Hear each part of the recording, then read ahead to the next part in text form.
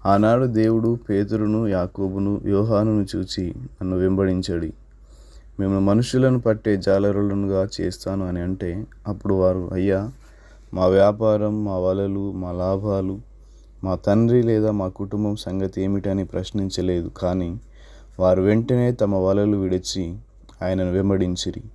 Mark సువార్త 1:17.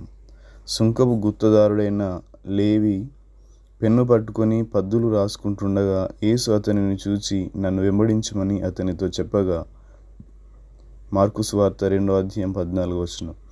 లేవి ఆయన మాటకు లోబడి పద్దులు రాస్తున్న ఆ పెన్నుతో పాటు లేచి వచ్చేశాడని చరిత్రలు సెలవిస్తున్నాయి.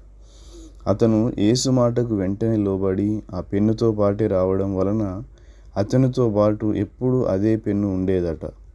ఆ తర్వాత అతడు ఆ కలముతోనే మత్తయి సువార్త రాశాడట. దేవుని పిలుపునకు వెంటనే లోబడే వాళ్ళు కావాలి. ఆ విధంగా వెంటనే లోబడేటువంటి వారిని దేవుడు గొప్పగా వాడుకోగలడు. విలియం బూత్ సాల్వేషన్ ఆర్మీని స్థాపించిన ఒక అద్భుతమైన సేవకుడు. ప్రపంచవ్యాప్తంగా ఆయన సేవలు, సంఘాలు విస్తరించాయి. విలియం బూత్ను దేవుడు సేవకు పిలిచినప్పుడు వెంటనే స్పందించాను. కానీ ఆ సమయంలో ఆయన యొక్క ఆరోగ్యం బాగలేనందున డాక్టర్స్ దగ్గరికి వెళ్ళి చెకప్ చేయించుకుంటే ఆ డాక్టర్స్ చెప్పారు, మీ ఆరోగ్యం అస్సలు బాగోలేదు, మీరు సేవ చేసే అవకాశం లేదు, ఇక నుంచి మీరు విశ్రాంతి తీసుకోవాలి, లేకపోతే మీ ప్రాణానికే ప్రమాదం అని చెప్పారు.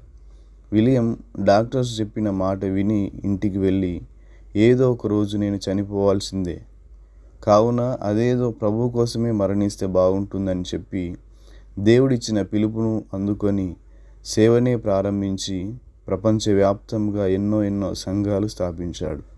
ఆయన వృద్ధాప్యానికి వస్తున్నప్పుడు అతని చూపు మందగించగా హాస్పిటల్కి వెళ్ళి కళ్ళు చూపించుకున్నాడు.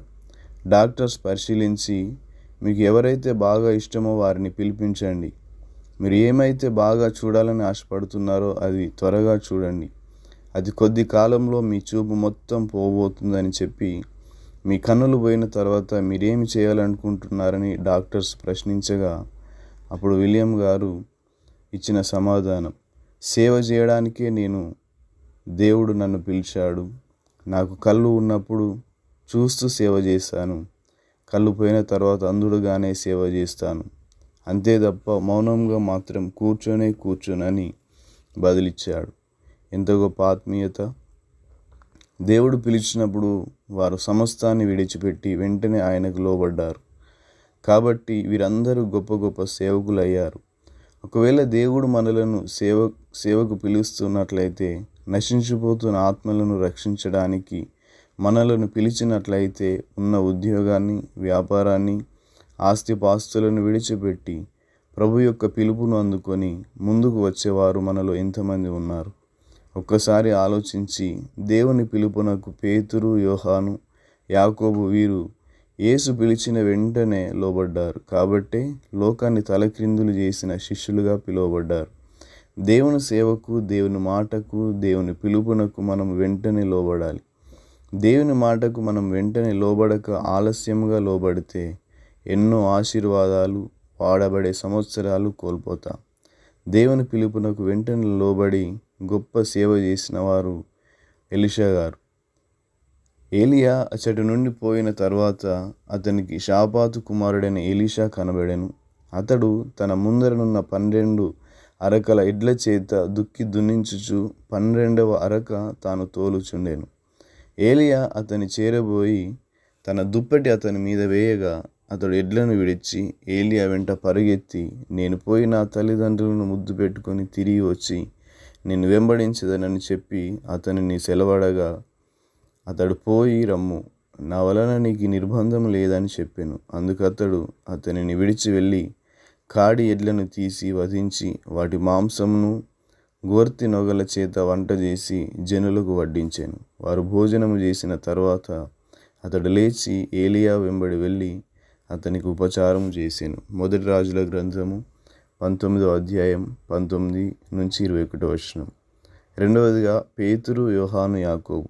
యేసు, నా వెంబడి రండి, నేను మిమ్మును మనుషులను పట్టు జాలరులుగా చేసేదనని వారితో చెప్పాను. వెంటనే వారు తమ వలలు విడిచి ఆయనను వెంబడించిరి. మార్కు సువార్త 1:17-18 సౌలు: నేను ప్రయాణం చేయుచు దమస్కునకు సమీపించినప్పుడు మధ్యాహ్న కాలమందు ఆకాశము నుండి గొప్ప వెలుగు అకస్మాత్తుగా నా చుట్టూ ప్రకాశించెను. నేను నేల మీద పడి, సౌలా సౌలా, నీవెందుకు నన్ను హింసించుచున్నావని నాతో ఒక స్వరము పలుకుట వింటిని. అందుకు నేను, ప్రభువా, నీవెవడవని అడిగినప్పుడు ఆయన, నేను నీవు హింసించుచున్న యేసును అని నాతో చెప్పాను. అపోస్తుల కార్యములు 22:6-8. నేను పిలిచినప్పుడు ఉత్తరమిచ్చు వాడొక్కడును లేకపోయెను. యెషయా గ్రంథము 66:4. అందరికి వందనాలు. Praise the lord.